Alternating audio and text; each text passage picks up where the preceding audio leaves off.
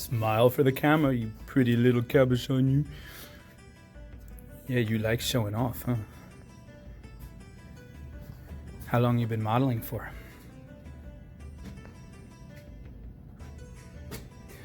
Some of you experts out there can tell me what stone you think this is. I think this is known as the famous stone in the classification of marvelous. But anyway, we're gonna wrap it today, and I've been giving people a lot of these really pretty cabochons and these kits that I've been making up while everybody's stuck in the house. And so I'm gonna show you a simple wrap. This is really simple. It's a struggle in the sense that you're gonna be fighting the wire quite a bit.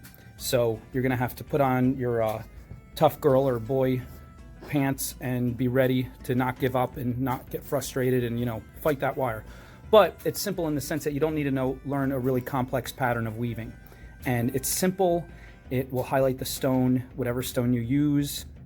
If it's a cabochon, which means it's rounded on the top, flat on the bottom, and traditionally made for setting in some kind of metal thing that would kind of close over it for, you know, like a necklace or something.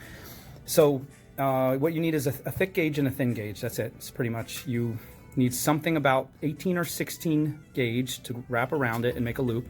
And then you just need a very thin gauge, like 26, 28, to just crisscross over the top to hold it in place. And it makes like a pretty pattern. It'll look very elegant. It'll look very high end. And as long as you're not afraid to fight the wire a little bit, because just getting it under parts is just going to be a little bit of a challenge. As long as that doesn't bother you, the rest of it, anybody can do this. You can do this. So come on, guys, let's do this. I'm going to use antique copper for this. This is 18 gauge and 26 gauge. So for 18 gauge, we're just going to take, so we measure.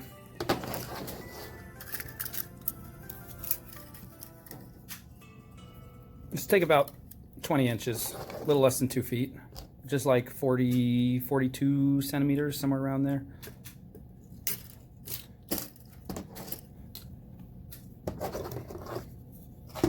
And we're going to take the middle of the wire, bring the two ends together, make sure we found the middle of the wire, and then we're going to make a loop. However big you want the top loop to be on your stone. Decide what part of your stone is the top and the bottom. Okay, and then make one bend like that. Then we're going to press flat against the table, hold it tight, and we're going to come around like this, around the periphery of the stone to the bottom, using all our fingers, holding everything tight, keeping everything in place. And this is where the stone and the wire are going to fight you, and you're just going to keep repositioning it and not giving up and not getting frustrated. And we're going to make one more twist at the bottom there. Okay, and this is where everything, see, it's not tight. It's not tight. I'm making it tighter. Make the twist tight, make everything tight. Okay, now here's the face of the stone. This is where we want to put our pretty design. Just pushing that tighter. Now it depends. If you have a plain, very plain stone and you want to do all kinds of crazy stuff, have fun, knock yourself out. This is a gorgeous stone. I don't want to cover up too much. But a nice little elegant twist and turn can kind of even accentuate the pattern and not cover it up too much. So I'm going to make myself a nice, cute little loop right there. Come around. Bend it this way. Bend it that way. I'm pressing it tight against the face of the stone. Come around, do another little loop, maybe a little smaller one at the top. And bring it around the top loop. And boom. I think that works. Now I'm going to come to the edge of the table like this so I can lean off. And I'm just going to wrap this guy a couple times around the top loop. Get him about right there. I can cut him off and tuck him later. Right now I'm not going to worry about it. Let's come back, make sure everything is tight. Now this is where it's going to get tricky. You got to hold him, turn him around, or her, if your cabochon is a her. There's a lot of dispute about how to tell the difference, but don't worry about that. You and your cabochon can decide. So right there, and then fold this back part up like that. And you can do, you can come straight up like that if you want, or you can do another design on the back. I like to do another design on the back. Even if you're not wanting to show the back, you should probably just do a zigzag because it'll help you hold the next wire pieces. I'm going to do a full design on the back because sometimes this flips over on people's neck and they don't realize the back is facing, and it'll look just as pretty if you put a pretty design on the back. And so I'm going to kind of mimic the same design I had on the front. But this time I'm not really paying attention to try to be it perfect. I'm just just getting it done. But I'm still making it tight. That's what we want to focus on. Make it tight against the stone. Everything is tight, pressing tight from every direction.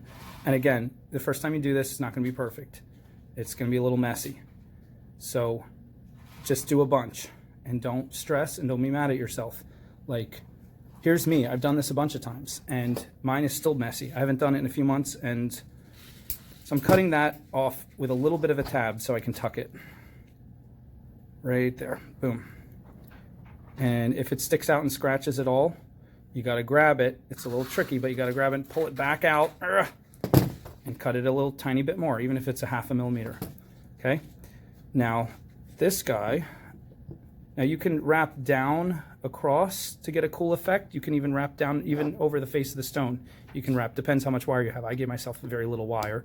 So you can give yourself more wire before you start this if you want to do some cool. I might even try that on the next cabochon. But for now, I'm about to run out. So I'm just going to go once up there and then come up to the top. And I have just enough of a little tab to tuck it. So I'm going to cut it a teeny bit off so I have the right amount. Careful not to cut part of the wire you don't want to cut. And then next thing you know, your whole thing is falling apart. And tuck that. And boom. Looks nice, right? And it's holding the stone. It's good. Now this is, don't be deceived. This is not going to hold the stone permanently. If you put this on a necklace and someone starts dancing and swinging around and bumps it, it's going to slip right out. So this is where our thin wire comes in. Let's take about 20 inches, which is like 42 centimeters.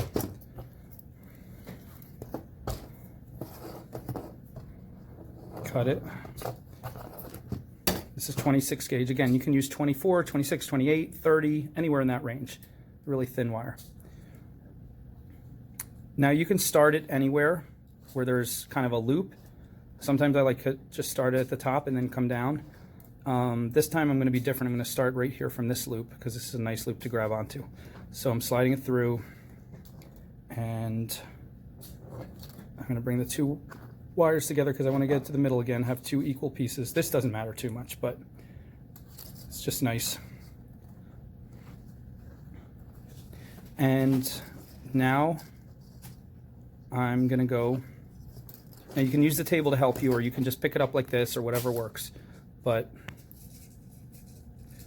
I'm going to grab my thin wire, come under here, put it under. There we go. Thanks, camera. Hold it tight, pull it. Now the wire is going to move all over the place. You keep positioning it where you want as you pull it through. Pull it tight. Get as tight as you can. Sometimes you want to grab your pliers and get an extra little bit of tightness in there. And then I'm just going to, I don't want this one to bounce around, so I'm going to anchor this right here. And we're going to make crisscross designs, but basically you want them to spread out and cover all the bases to hold it tight from every direction. So, but this one just, sometimes the wire just tells you it feels like it just naturally wants to go to a certain spot. So this one kind of just feels like it goes right there. Actually, let's put it under there. Pull it tight. Bam. Okay, now this one I'm not going to worry about for a minute. I'll leave him to the side. Once I go across the front, now I go across the back. It's just like a fun pattern, front, back, front, back. It'll help you cover all the bases kind of evenly. It'll give your pattern kind of an evenness. And if you made it really tight and you did it right, you're going to have to get your fingernails sometimes and lift underneath to get your wire to fit under. And that's a good thing. That means you did good. You made it tight. But it can be tricky because sometimes you can fight with it for a little while if you get it too tight and you're like, oh, I can't get it under now. That's good. Don't be mad. So I'm pulling. Now see, the cabochon is slipping out because I'm only pulling from this direction.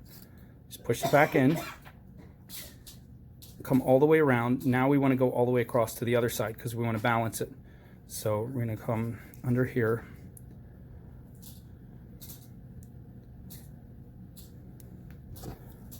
Pull it through, and you'll immediately start to feel the cabochon shift back to the middle.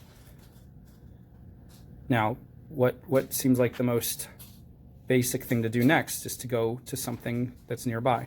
I could go right here, or I could go right here. Either one, it doesn't matter. I'm going to pick this one, come through, and I don't want to come out that side. I want to come out this side. So direct the wire as you go. It'll just decide to go wherever it wants, but if you want it to go a specific place, direct it as you're pulling it through. Pull it tight. That wire is pretty strong. You can pull it pretty strong without breaking it. What breaks it is if you get a weird little loopy kink thing, and then you pull tight and it makes a weak spot. So beware of those. All right, where would I go from here? I think it would look good, and it would give me more strength to come right across there. So I'm going to do that. This is an open area, so I'm sliding it under at the top there, but I really want it to come through right, not there, right up here. So I'm pulling it right there and pulling it tight, and that'll slide right back down if I don't anchor it. So I flip it over, and now I want to anchor it somewhere nearby. It'll keep it from sliding right there. Perfect. And I don't want it to just go under this one, not just under that. I want it to go under both of them, and I want it to come out that side. Pull tight. Now I want to come all the way across here so I can get that counterweight to pull it the other way.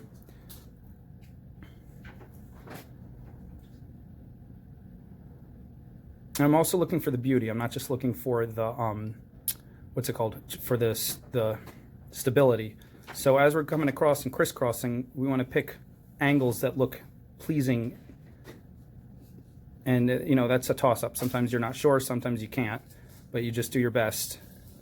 And so this one, I think if I come across, no, yeah, let's go across the top here. And so you just keep doing this. Now look at this on this side. Where do I go from here? It's tricky. If I wrap it right into this loop, I'm not really doing anything because I'm just mimicking the wire that's already. Oh, this camera's driving me nuts. I'm just mimicking the wire that's already there. If I go across here, that's not doing anything either. It's not adding any stability. To add stability, we need to come across part of the stone that is bare. So there's no way I can go.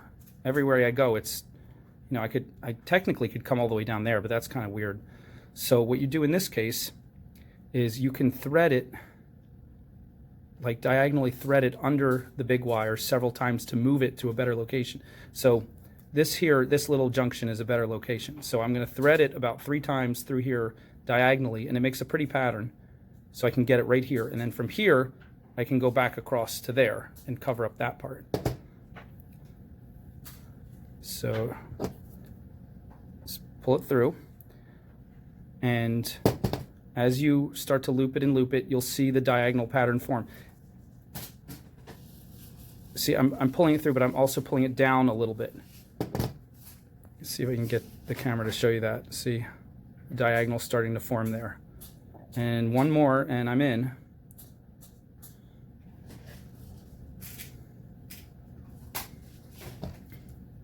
Pull, and there we have it.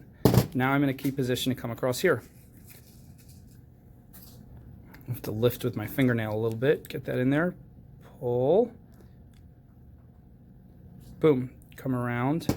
And you don't have to go front, back, front, back. Sometimes you can go front, front, front, front, and crisscross. Sometimes you can go back, back. You know, you decide as you go. But I'm just giving you ideas and patterns that will work. So look how much wire I have left. When you get to about this much, it's time to decide where you want to end it. Now the easiest thing is you can just come back up here, wrap it around several times, and tuck it again. Another thing you can do, if you don't have enough wire to get back to the top, say you're down here, is you could do what I'm about to do here, which I like how this comes right across to this loop right here. So I'm gonna tuck it under this loop, pull it tight, And because I'm ending it, I'm going to double tuck. I'm going to wrap it around twice. You could even do 3, 4 times, whatever. Just gives it a little more strength so this part doesn't get pulled out ever.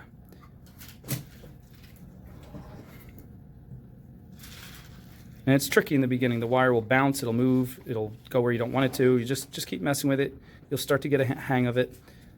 All right, so I wrapped under once, twice. Let's do 3 times. Okay. Now grab it and turn it and pinch it and grab it sideways and start rolling it. And we're going to make a little swirl. And you just tiny movements. You don't want to hurt your wrist. If you do this all day long and you do big giant movements, it's going to inflame your wrist a little bit. So you don't want to do that. Just do little gentle movements. Be patient. It might take you a while. And get yourself a cute little swirl. See that cute little swirl? Now, this swirl is snaggable. You could catch on a piece of clothing or hair or something. So we want to tuck him somewhere where he's not going to stick out. So just find a place. It's right good right there. Boom. Tuck him. That's cute. Does that mess up the look of this loop? Yeah, it's up to you. It depends how you feel. You can tuck them somewhere else. I like to tuck them here. This is the back, so I really don't care as much. So I'm going to tuck them right there. And later on, I'll probably even put a teeny tiny dab of E6000 right there just to make extra sure he never gets rubbed out. The E6000 I try not to let touch the stone because even though it'll peel off the stone if you need to, I like to just have the wire touch the wire and have the stone be kind of floating free inside in case anybody ever wanted to remove the stone. And so now we have our next one to play with.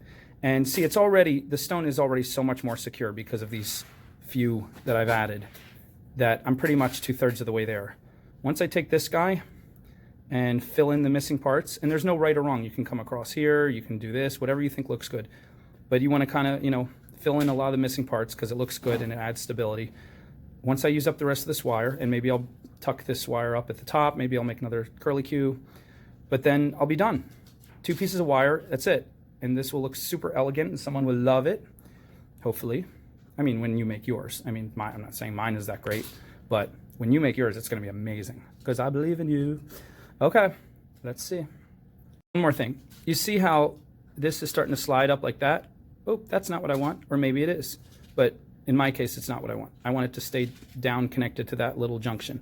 So it's wrapped around here. I just have to wrap it again to get it across that side, and then it'll be staying put and not moving. Pull through, tight, boom. See, now it's like that, and that's it. I can go across there, but that's not really adding much. I have to find, there's really nothing I can add over here. I think I'm gonna come to the back, see what I can do on this side. Yeah, I can do some fun stuff over here. Maybe come straight up here. Yeah, that's a good spot. All right, there we are. Now this one, I ended up being a little bit more junky in the back. At one point I actually did break a wire and had to add a piece of wire, so not too worried about the back. This part is where I shoved 3 different ends, so that got really, full of wire, but not worried. I'm going to put a tiny dab of E6000 right there. Just rub that, get that in there, make sure, and try not to let it touch the stone. Tiny bit right there. Bam. We're good. And this thing is tight and strong, and I think it looks all right. Now what you can do here, you can turn this a quarter turn and put your cord chain right through it, or you can do, like I do sometimes, put some jump rings first, and then put the cord through that, and you're ready to go.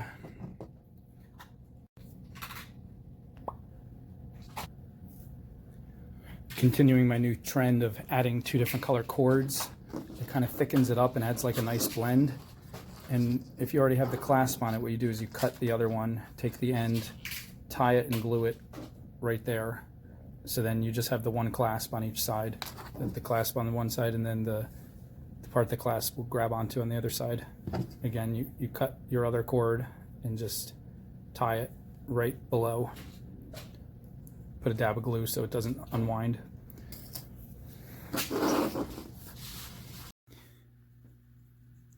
Just put a tiny dab of crazy glue gel. Take a piece of plastic or napkin, wipe excess, squeeze it tight. make sure you get the green cap. It's crazy glue gel, super glue rather. You don't want to get the red cap. It's too liquid. It'll get everywhere.